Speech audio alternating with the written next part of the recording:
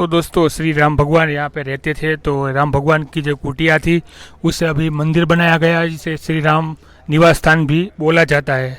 तो चलो उसके भी हम अंदर जाके दर्शन करते हैं।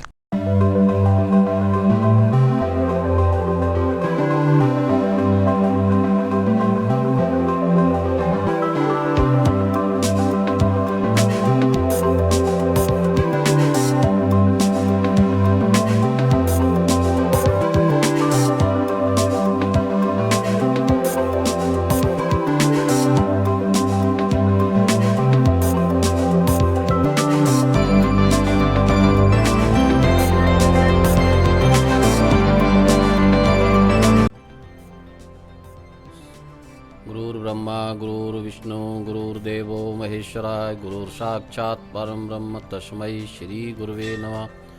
भगवान श्री राम दंडकारण्य वन में गोदावरी माता के किनारे 1 साल 13वें वर्ष में निवास किया था। गीधराज से भेंट बही बहु विधि प्रीत बढ़ाए, गोदावरी निकट प्रभु रहे परण ग्रह छाए। तुलसीदास जी ने तुलसी कृत रामायण में अरण्य कांड में इसका वर्णन किया है। तो प्रभु श्री राम दंडक बन पुण्य पावन करऊ, दंड कारण्य वन में उग्र श्राप मुनिवर करहु, गौतम ऋषि के उग्र श्राप का हरण किया था। ये महाराज अगस्त्य महाराज ने गुरु जी थे, अगस्त्य जी महाराज जी ने उनको आदेश दिया था कि इस दंडक वन को पवित्र करते हुए राक्षसों का विनाश करो और गोदावरी मैया के किनारे पर निवास करो। तो यहाँ 1 साल प्रभु श्री राम लक्ष्मण द्वारा घास पत्ती की झोपड़ी बना करके निवास किया था। लक्ष्मण जी ने 20 कदम पीछे बट वृक्ष के नीचे खड़े होकर के भगवान श्री राम जी का पहरा दिया था। तो वहाँ रावण की जो बहन आई थी शूर्पणखा, मोहिनी रूप लेकर के, तो यहाँ राम जी ने लक्ष्मण जी के पास भेजा। तो लक्ष्मण जी ने नाक कान दोनों काट दिए थे, तो विकराल रूप हो गया। तो अपने भाई खरदूषण के पास गई थी। तो खरदूषण की सेना 14,000 सहित भगवान राम से युद्ध करने के लिए नासिक क्षेत्र दंडकारण्य वन में पधारी। तो राम जी बोले सीता मैया को कि हे देवी, आप जो है ना गुफा में चली जाओ, छुप जाओ। तो लक्ष्मण जी और सीता मैया को कालाराम मंदिर के पास सीता गुफा है, वहाँ पे छुपा दिया था। अकेले भगवान ने रह करके 14,000 सेना का यहाँ सामना किया। तो राम जी ने एक ऐसी लीला रच दी कि राक्षस लोग आपस में राम दिखने लग गए आपस में, तो एक क्षण में खत्म हो गए। बाद में खरदूषण का वध प्रभु श्री राम जी ने अपने हाथों से कर दिया। खरदूषण मो सम बलवंता, तिनहि कुमार सके भगवंता। भगवान श्री राम जी ने खरदूषण को 14,000 सेना के सहित दंडकारण्य वन में वध कर दिया था। रावण की बहन शूर्पणखा अपने भाई रावण के पास पहुंच गई लंका में।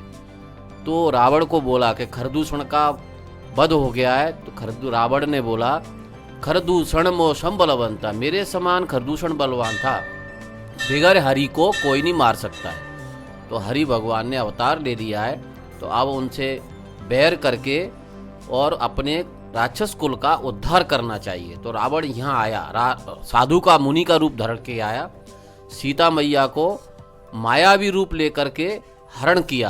तो राम जी बोले हे देवी, आप अग्नि देवता के साथ में लुप्त हो जाओ। तो पहले भगवान ने अग्नि देवता के साथ में ओरिजिनल सीता जी को लुप्त कर दिया। तुम पावक में करौ निवासा, अग्नि में वास कर गई थी। जब तक करौ निशाचर नासा, जब तक भूमंडल पे राक्षसों को विनाश करूं हे देवी, तब तक अग्नि देवता के साथ में लुप्त रहो। तो सीता मैया जो अग्नि कुंड बताते हैं, यहाँ अग्नि देवता के साथ में लुप्त हो गई। माया रूपी सीता जी भगवान यहाँ बैठाई थे। तो रावण ने माया रूपी सीता जी का हरण करके लंका ले गया। तो मारीच मारने से पहले यह किया, यह मरम लक्ष्मण नहीं जाना, या रूप रचा भगवान, लक्ष्मण जी को नहीं बताया। तो मारीच उसके बाद आया था। फिर राम जी मारीच को मारने चले गए, तब तक रावण हरण करके लंका की ओर ले गए। तो जटायु पक्षी आए, महाराज दशरथ जी के मित्र थे। तो यहाँ से टाकेद गांव पड़ता है आगे। तो टाकेद में रावण ने आकाश मार्ग में जटायु का वध कर दिया। तो राम जी ने फिर उनसे पूछा, सीता माता के बारे में पता बताया। तो राम जी फिर लंका को किष्किंधापुरी की तरफ प्रस्थान किया। तो यहाँ से आगे के लिए चले गए। तो ये प्रभु श्री राम जी का पर्णकुटी प्लेस है। प्रभु श्री राम जी का गोदावरी निकट प्रभु रहे पर्ण ग्रह छाए। तो यहाँ दूर दूर से दर्शनार्थी लोग आते हैं पूरे विश्व में से। तो भगवान राम जी का एक नासिक क्षेत्र में एक पर्णकुटी प्लेस है। तो ये प्रभु श्री राम जी के दर्शन करके सभी भक्तगण अपना दर्शन से पुण्य प्राप्त करते हैं, अपने जीवन का हितार्थ समझ करके उनको पुण्य की प्राप्ति होती है। ये प्रभु श्री राम जी का ये कथा है। ये इतना ही। राम। सब्सक्राइब कीजिए चैनल को और दबाइए बेल आइकन को, जिससे हमारी वीडियो आपको टाइम टू टाइम मिल पाए। आभार।